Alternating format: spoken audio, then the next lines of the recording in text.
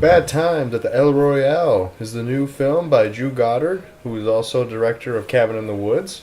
And it follows 7 strangers coming into a rundown hotel called the El Royale.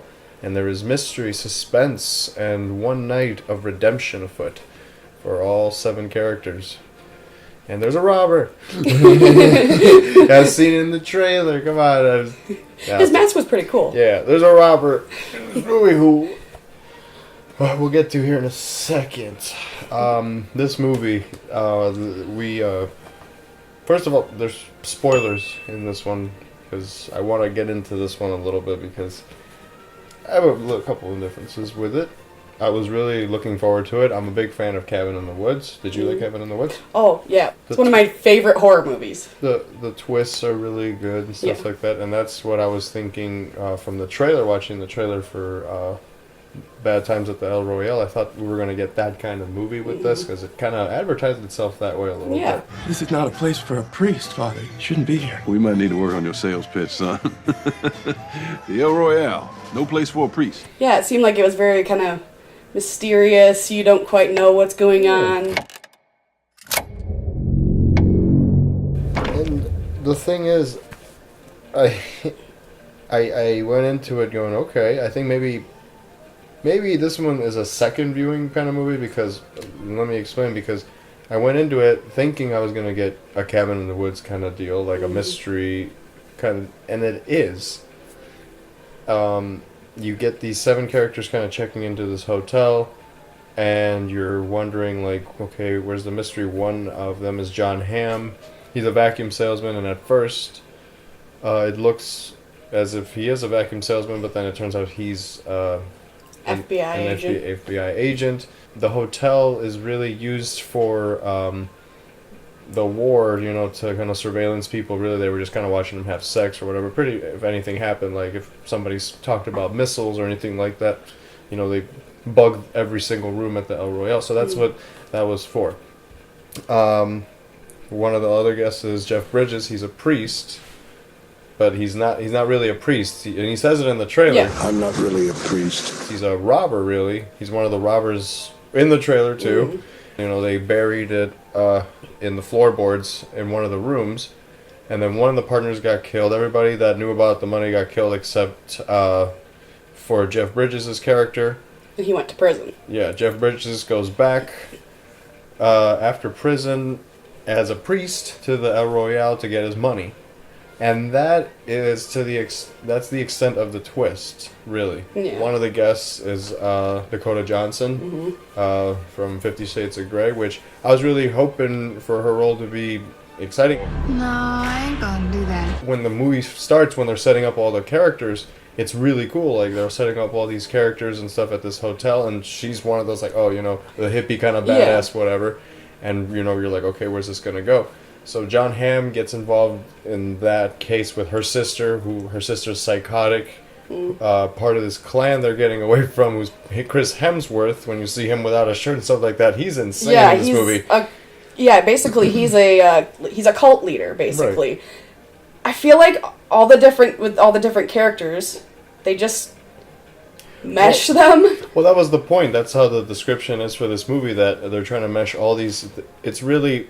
That's what I'm saying. There's really no twist. When you went in there going for a twist, there is no twist. The thing is that there is money underneath the hotel that Jeff Bridges wants to get back. He's pretending to be a priest just to kind of so people won't ask questions and stuff. But none of the other guests know about that until that comes up later in the movie. And then everything else that happens to all the other characters is just coincidence, really. It's just everybody's just kind of coming in. Everybody's... it's almost like everybody's time is almost up in a way.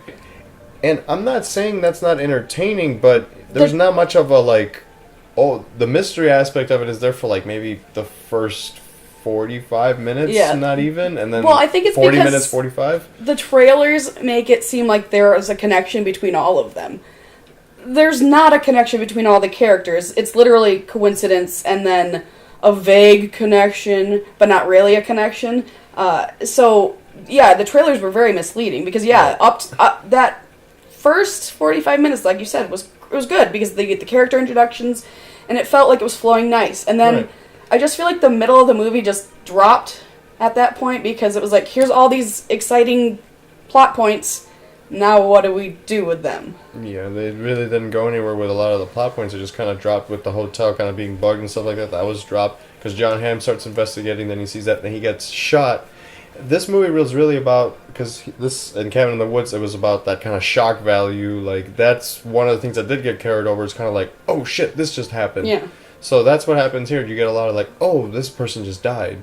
Or this just happened to this person or something. That's fine and all, but I was expecting, it's more of a suspense drama, really. Things are happening, you're like, oh man.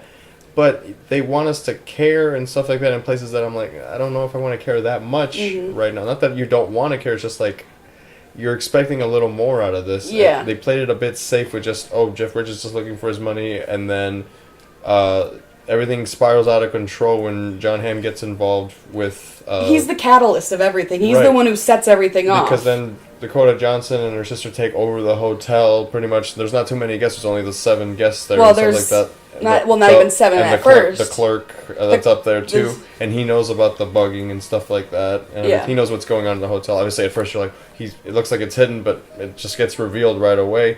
Once everything really gets revealed, it's really not much of a mystery. It's just about like, oh, what's going to happen to all these characters? And then in comes in Chris Hemsworth. Howdy. And that's when it turned into like The Walking Dead, that episode with Negan. That sucks. He did give kind of like a Negan-ish kind of performance, Chris Hemsworth. Yeah, that's fine, but I was expecting a little more. It just kind of plays, I would say it plays a bit safe. I mean, there are stakes here. Chris Hemsworth kind of is threatening, I guess, and stuff. He did remind me a bit of James Franco and Ken, kind of leading this kind of cult of people and stuff like that. He's got his own beliefs, but that's, like you said, with the times, I think. Yeah. Then, the movie just kind of, everybody just kind of, everything comes to a head, and everything ends kind of on a pretty okay note. There's something missing there. There's a little more. There's not enough thrills, I think. Well, I feel like they gave everything away in the trailer. It's just a suspense drama, I think. I don't see it much as a mystery. I don't think they want to sell it off as a mystery. There's a bit of a mystery there for a couple minutes. I think maybe the first 40 minutes, 45 minutes, but that's it. Final grade, I'm going to give this a 2.5 out of 5. It has pretty good acting by a lot of the star cast here, but ultimately I just think that there was a lot missing. They wanted to play kind of like a Quentin Tarantino, Wes Anderson kind of film. And those two don't really mix. And those don't mix up, like, because they wanted to go to flashbacks and things like that, and it's a bit, I mean, I don't want to say boring, but I was kind of like, oh man, when it's just going to get, to where it's supposed to be. Because you were expecting that, oh, here's the big twist, and it never comes. Because in Cabin in the Woods, they're keeping you twist after twist after twist, and here there was one little twist, and that's it. And then there's just... So, 2.5 out of 5. It was a bit disappointing, but yeah. Yeah, I'm going to give it a 3 out of 5. It's an okay movie. The acting, I think, was really great. Everyone did a really good job with their performances, but I just don't think, like I said, the tones don't mix very well, and it just goes nowhere in a way. But it's still a good movie. Like, I could sit down and watch it again.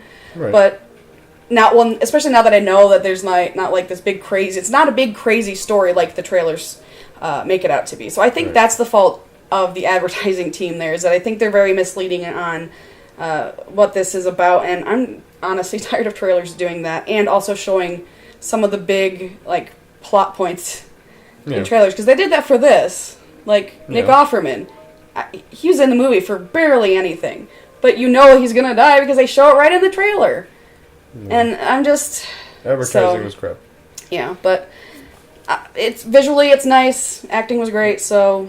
The girl can sing. I loved her voice. But it just doesn't match for me, so... Yep, that's not recommended. No, it's okay. Go see maybe Venom this weekend. First Man, maybe. I don't know. I hear that's got pretty good reviews.